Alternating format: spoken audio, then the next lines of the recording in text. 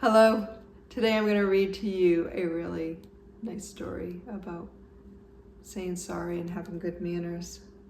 I seem to be on a manners kick lately with the stories we've been reading. Franklin says sorry. Franklin had lots of friends and knew how to be a good friend himself. He knew it was important to share his toys and keep his promises. He had learned how to be a good loser and a gracious winner. And one day, Franklin learned how important it is to say sorry.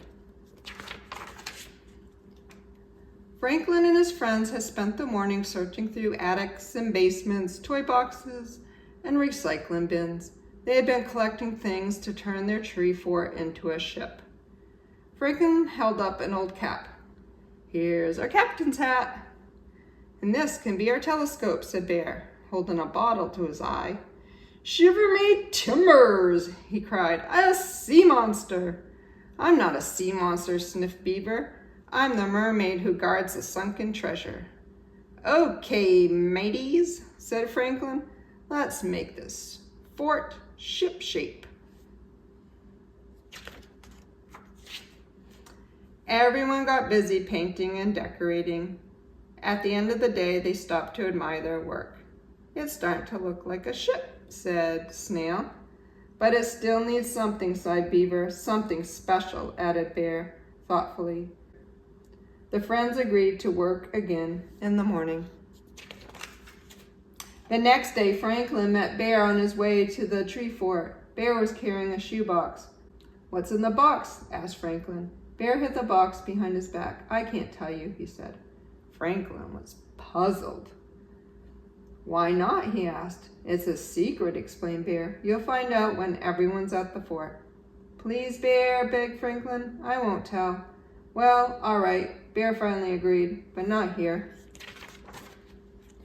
Franklin and Bear hurried to the tree fort. Bear checked to make sure no one else was around. Then he opened the shoebox and carefully took out a flag. On it was a ship and a rainbow. "A flag?" exclaimed Franklin. "It's just what our ship needs." "I made it all by myself," Bear said proudly. "I want to fly it from a branch and surprise the others, but first I have to find some string." Bear hid the flag under a bucket and climbed down the ladder. "Remember, Franklin," he called, "don't tell anybody." Franklin was taping up portholes when Fox arrived. "I found a ship's wheel," announced Fox. "Great," said Franklin, "and Bear brought something really special." "What?" asked Fox. "I can't tell," answered Franklin. "It's Bear's secret." "You can tell me," said Fox. "I'm Bear's friend too." Franklin thought for a moment. "Please," begged Fox. "I guess it'll be okay," Franklin said slowly, "but you can't tell anyone else." "I can keep a secret," Fox replied. Franklin took the flag from its hiding place. "That is really special," exclaimed Fox. "Bear's going to show everyone later," Franklin explained. "So we have to keep it a secret." "I will," said Fox. "Don't worry." Franklin put the flag back. "I'll see you after lunch, Fox," he said. "Remember, don't tell anybody." That afternoon, Bear stopped by Franklin's house. "I found some string," said Bear. "Now I can put up my flag and show the others." But when Bear and Franklin arrived at the tree fort, they found Fox already showing the flag to Beaver and Snail. Uh-oh. "Fox," cried Franklin, "I told you not to tell anyone." Bear glared at Franklin. "I told you not to tell anyone." "But Fox said he would keep it a secret," Franklin argued.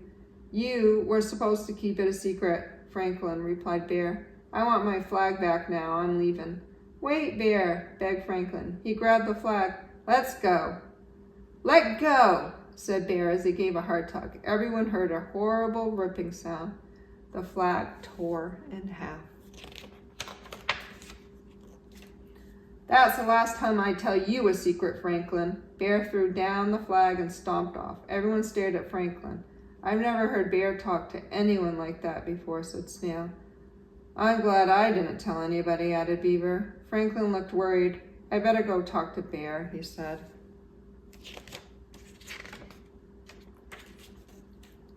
But Bear didn't want to talk to Franklin. No matter what Franklin did, Bear ignored him. The next morning, Franklin told Snail all about it.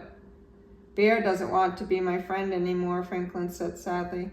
I went to his house, but he closed the door on me. I tried to go bike riding with him, but he rode away.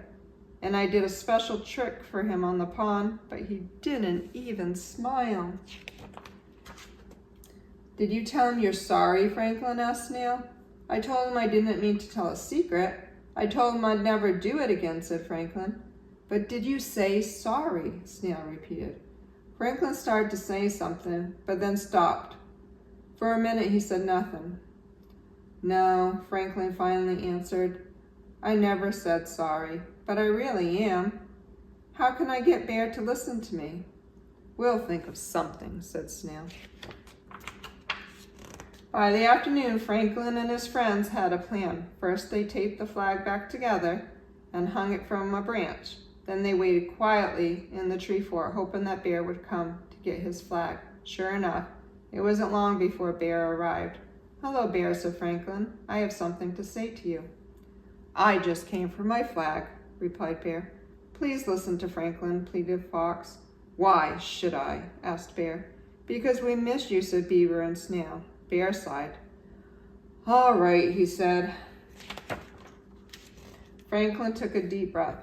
I'm sorry, Bear. I am very sorry I told your secret, he said. Please give me another chance. Bear looked at Franklin for a long time. Then he smiled and held out his hand. Everyone cheered.